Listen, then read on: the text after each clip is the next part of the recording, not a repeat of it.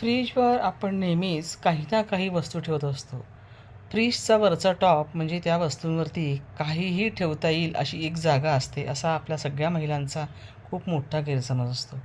पण तरीसुद्धा वास्तुशास्त्राप्रमाणे या फ्रीजवरती 3 वस्तू अजिबात ठेवायच्या नाही आहेत. आता त्याचा परिणाम काय होतो?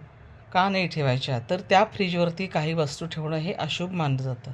तर पहिली गोष्ट म्हणजे कोणती आहे? तर जड सामान. म्हणजे जसं की आपल्याला आता एखादी गोष्ट जड असेल, जसं की भांडं आहे, कंटेनर आहे, जड वस्तू आहे, तर या वस्तू त्याच्यावर ठेवणं अयोग्य मानलं जातं. कारण की ज्यामुळे घरातली ऊर्जा, तिचं संतुलन आणि मानसिक ताण, अस्वस्थता हे सगळं बिघडतं.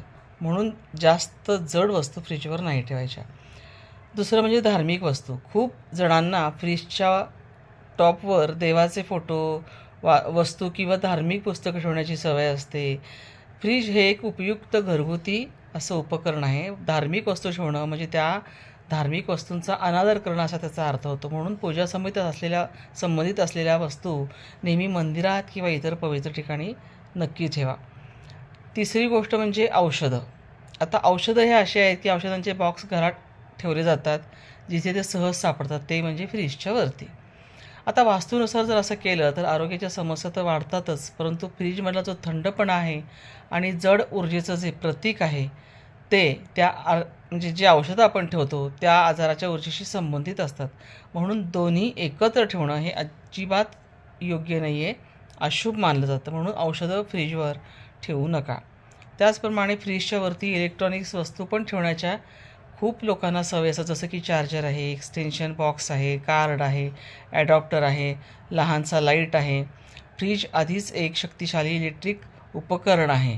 त्यात तुम्ही आणखीन इलेक्ट्रोमॅग्नेटिक अशी ऊर्जा निर्माण ते करत असतं. म्हणून त्यावर जर या वस्तू ठेवल्या तर घरातल्या ऊर्जेचं संतुलन बिघडतं.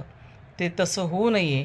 आणि काय होतं, हे झाल्यानंतर अग्नी घटक आपल्या घरातले वाढतात, ज्यामुळे घरात चिडचिड, तणाव, राग, संघर्ष असे सगळे प्रकार उद्भवतात. म्हणून आर्थिक आणि मानसिक समस्या या उद्भवतात. म्हणून त्या उद्भवू नये म्हणून इलेक्ट्रॉनिक्सच्या वस्तू तुम्ही फ्रीजवर ठेवू नका. तर या 4 गोष्टी तुम्ही नक्की लक्षात ठेवा.